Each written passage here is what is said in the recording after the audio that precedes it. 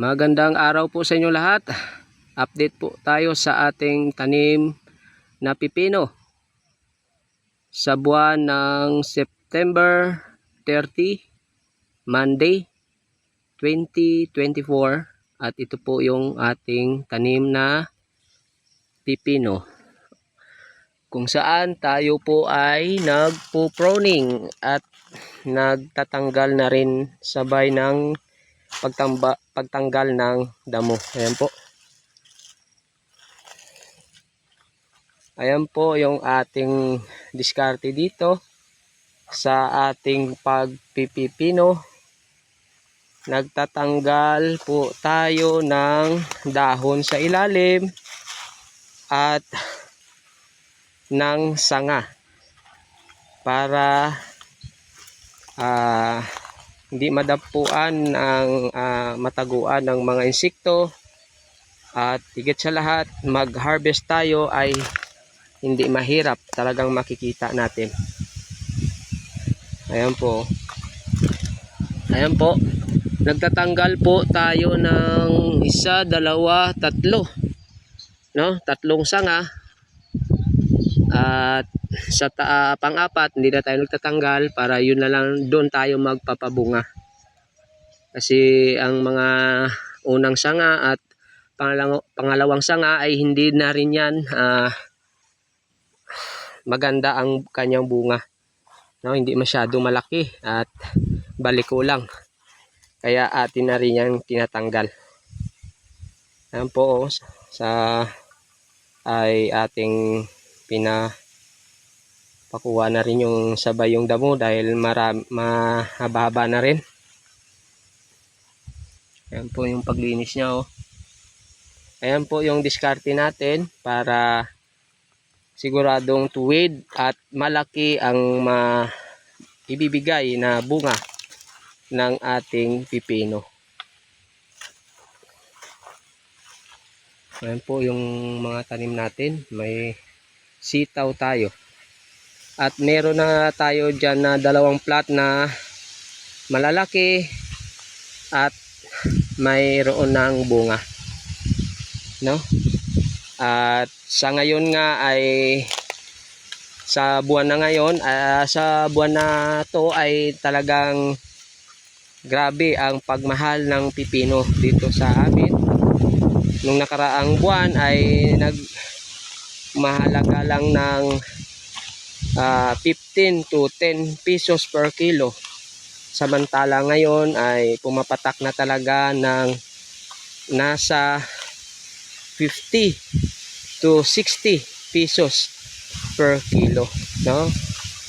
Kaya nakaka-harvest na tayo dyan sa dalawang plat na yan ng kahapon ng 40 kilos. At magpapahabol pa nga tayo para may malalaki na rin kasi, no? Mabilis lumaki pag ay nagpo-prone tayo sa ilalim para ang lahat ng nutrients ay nasa taas na at yung maliwalas ang ating tanim pag kaunti yung sanga.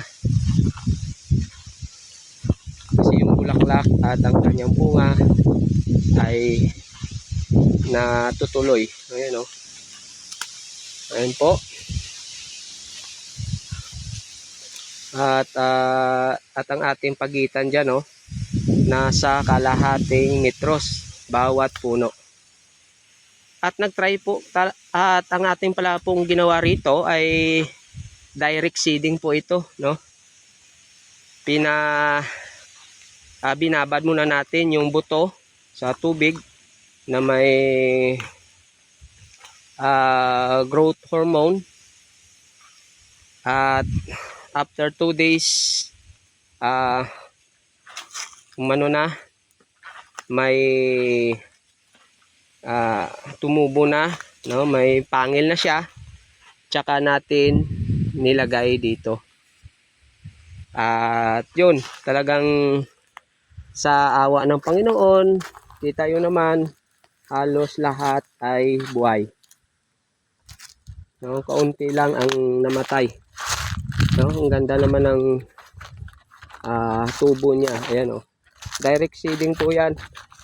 No, hindi na tayo nagpunla dahil maganda naman ang panahon at buwaghag naman ang lupa dito, maganda ang lupa. Kaya maganda pag hindi na tayo mahirapan sa pagpupunla. Dito direct lang natin. At after pag direct natin, after 5 days, spray ka agad ng insecticide dahil kinakagat na yan ng mga bao-bao na insekto, uod. No, alagaan natin every week at ganito na po yung resulta. Direct seeding, ang ganda. No, malaki talagang advantage din kasi talagang pag may matinding ulan at matinding init, kayang-kaya na kaysa doon sa nililipat tanim pa natin, talagang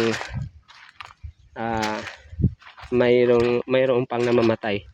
Dito pag nabuhay na, tumubo, sigurado ayos na siya. Ayan po, napakalinis ng area na natin, dapat malinis para maganda tingnan. Bukod sa lahat, walang makalapit na masyado na mga insekto. Ayan po, pag hindi yan napruningan, tingnan nyo naman, malayo ang pinagkakaiba.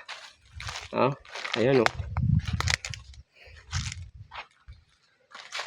Ayan, may pugi dyan o. Hello, hi naman dyan sa pugi dyan.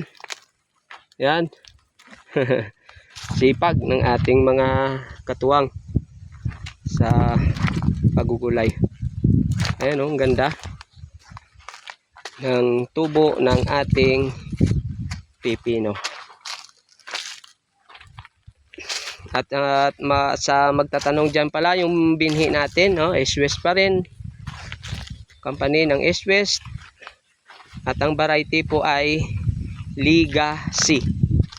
Legacy po ang ating ginagamit dito dahil kung ano po yung demand at ang gusto ng mga buyer natin, yun ang ating itatanim para hindi na po tayo mahirapan. Yung Legacy ng S-West na pipino ang variety natin dahil green. Pakita ko sa inyo yung bunga niya kaysa doon sa Legacy. Yung Legacy nila ay parang mapusyaw siya na green, no, may halong puti. Ito parang green na green siya. Ayun, ang ganda. Yan, hindi makita. Yan, ang ganda ng tuwid. Tingnan nyo po, no, matutuwid ang ating pipino. Ayan o, ayan naman. Pag nalilinisan dyan sa ilalim mo, ayan o. Yan, quality ang ating pipino.